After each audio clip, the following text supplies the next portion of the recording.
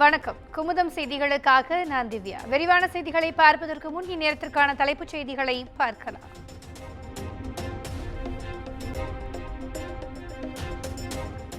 தேசிய பாதுகாப்பு ஆலோசகராக அஜித் தோவல் 3வது முறையாக நியமனம். மீண்டும் பிரதமரின் முதன்மை செயலாளரானார் PK மிஸ்ரா.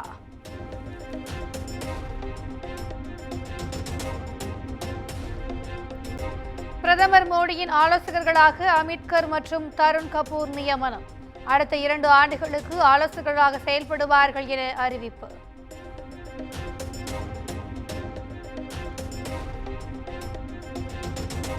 சிறுமிக்கு பாலியல் தொந்தரவு கொடுத்ததாக தொடரப்பட்ட போக்சோ வழக்கில் கைதாவாரா எடியூரப்பா. ஜாமீனில் வெளிவர முடியாத பிடிவாரண்டை பிறப்பித்தது கர்நாடக விரைவு நீதிமன்றம்.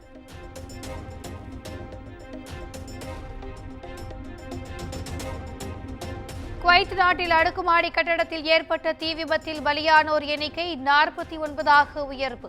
கேரளா மற்றும் தமிழ்நாட்டைச் சேர்ந்தோர் அதிக அளவில் உயிரிழந்திருப்பதால் சோகம்.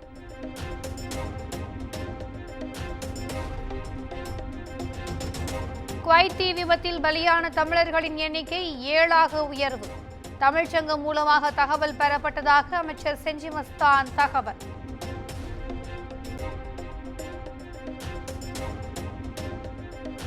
குவைத் தீ விபத்து தொடர்பாக ஆலோசனை மேற்கொண்டு மத்திய அமைச்சரவை. விபத்தில் சிக்கிய இந்தியர்களுக்கு உதவுவது குறித்து ஆலோசித்ததாக தகவல்.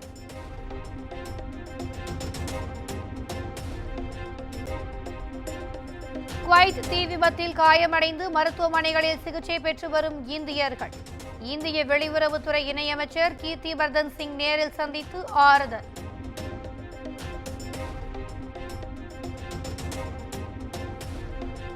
குவைத் தீ விபத்தில் சிக்கியுள்ள தமிழர்களின் நிலை குறித்து ஆலோசனை நடத்திய முதலமைச்சர் MK ஸ்டாலின். அயலகத்துறை அமைச்சர் செஞ்சி மஸ்தான் மற்றும் மூத்த அதிகாரிகள் பங்கேற்பு.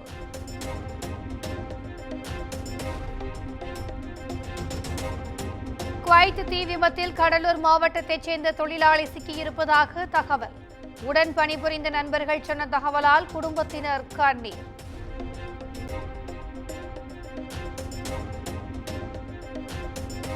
குவைத் தீ விபத்தில் உயிரிழந்தவர்களின் குடும்பத்தினருக்கு தமிழ்நாடு வெற்றிக் கழக தலைவரும் நடிகருமான விஜய் இரங்கல்.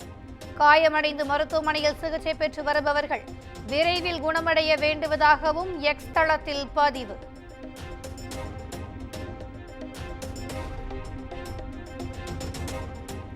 நீட் கவுன்சிலிங் நடத்த தடை விதிக்க முடியாது என்று உச்சநீதிமன்றம் மீண்டும் திட்டவட்டம். தேர்வு சரியான முறையில் நடந்திருந்தால் அனைத்தும் சரியாகத்தான் இருக்கும் எனவும் நீதிபதிகள் கருத்து.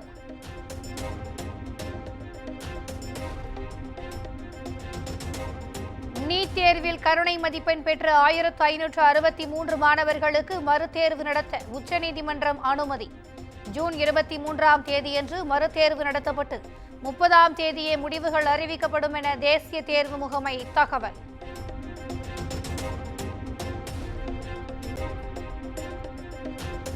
தென்காசி அருகே பேருந்து மீது லாரி மோதிய விபத்தில் 4 பேர் உயிரிழப்பு. 15க்கும் மேற்பட்டோர் காயமடைந்து மருத்துவமனையில் அனுமதி. சிசிடிவி காட்சி வெளியீடு.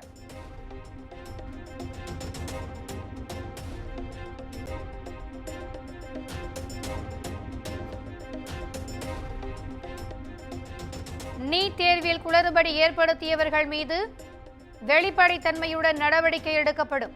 நடவடிக்கை எடுப்பதில் மத்திய அரசு தீவிரம் காட்டி வருவதாகவும் மத்திய அமைச்சர் தர்மேந்திர பிரதான் உறுதி.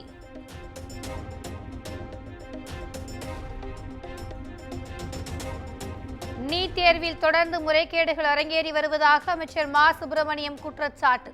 கருணை மதிப்பெண் வழங்கப்பட்டதே ஒரு மோசடி எனவும் பேட்டி.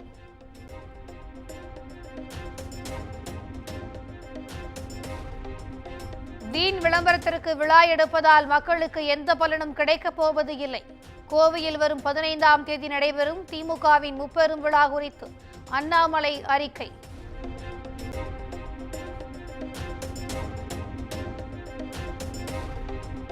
கூட்டணி கட்சிகளுடன் ஆலோசித்த பிறகு விக்கிரவாண்டி இடைத்தேர்தலில் போட்டியிடுவது குறித்து முடிவெடுக்கப்படும். பாமக மாநில நிர்வாகிகளுடன் ஆலோசனை நடத்திய பிறகு அன்புமணி ராமதாஸ் பேட்டி.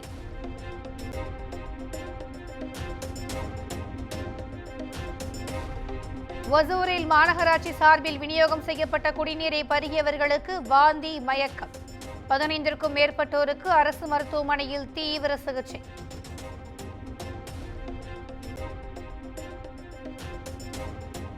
வெளி மாநிலங்களில் பதிவு செய்யப்பட்ட பேருந்துகள் வரும் 15ஆம் தேதி முதல் தமிழ்நாட்டில் இயங்க தடை விதிக்கப்பட்ட விவகாரம். அவகாசம் தேவை என்றால் ஆம்னி பேருந்து உரிமையாளர்கள் போக்குவரத்து ஆணையரிடம் முறையிடலாம் என அமைச்சர் சிவசங்கர் அறிவிப்பு.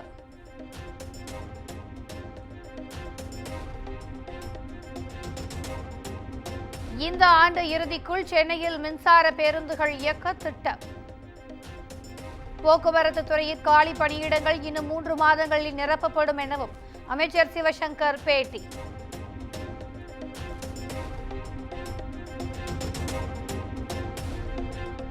கல்வி வேலைவாய்ப்பில் 3ஆம் பாலினத்தவர்களை சிறப்பு பிரிவினராக கருத வேண்டும். தமிழக அரசுக்கு சென்னை உயர்நீதிமன்றம் உத்தரவு.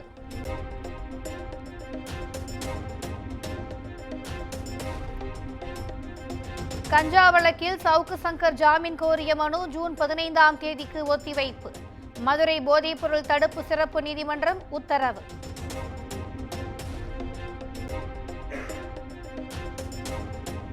வாடகை வீடு விவகாரத்தில் தலையிட்டதாக நடிகர் தனுஷுக்கு எதிராக தொடரப்பட்ட வழக்கு. இரு தரப்பினருக்கிடையே சமரசம் ஏற்பட்டதை அடுத்து வழக்கை முடித்து வைத்தது சென்னை உயர்நீதிமன்றம்.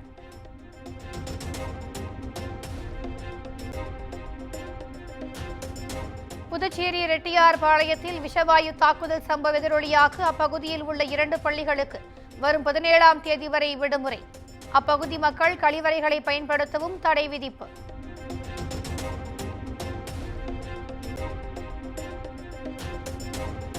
புதுச்சேரி ரெட்டியார்பாளையம் புதுநகர் பகுதியில் மேலும் 3 பேர் மயக்கமடைந்ததால் பரபரப்பு.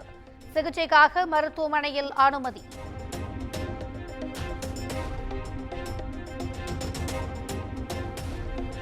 G7 உச்சி மாநாட்டில் பங்கேற்க இத்தாலி சென்றார் பிரதமர் நரேந்திர மோடி.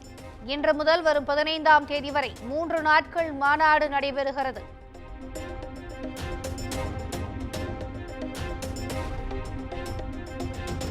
இத்தாலியில் நடைபெறும் 50வது G7 மாநாட்டில் பங்கேற்பதற்காக அமெரிக்க அதிபர் ஜோ பைடன், இங்கிலாந்து பிரதமர் ரிஷி சுனக் வருகை. பிரான்ஸ் அதிபர் மெக்ரான், கனடா அதிபர் ஜஸ்டின் ட்ரூடோ உள்ளிட்டோருக்கும் உற்சாக வரவேற்பு.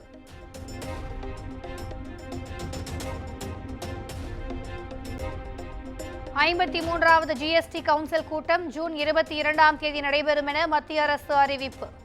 எந்த பொருட்கள் மீதும் வரி கூடும், எந்த பொருட்களும் மீதான வரி குறையும் என எதிர்பார்ப்பு.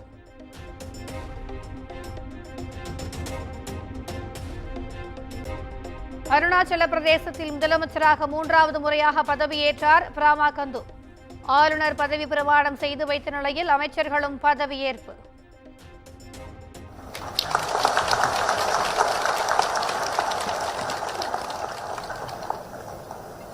Pema Khandu do swear in the name of God that I will bear true faith and allegiance to the Constitution of India as by law established, that I will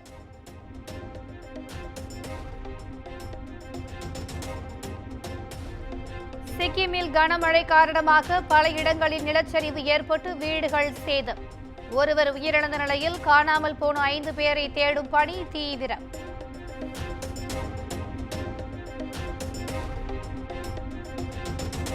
T20 உலகக்கோப்பை தொடரில் சூப்பர் 8 சுற்றுக்கு முன்னேறிய மேற்கிந்திய தீவுகள். பலம் வாய்ந்த நியூசிலாந்தை 13 ரன்கள் வித்தியாசத்தில் வீழ்த்தி அசத்தல்.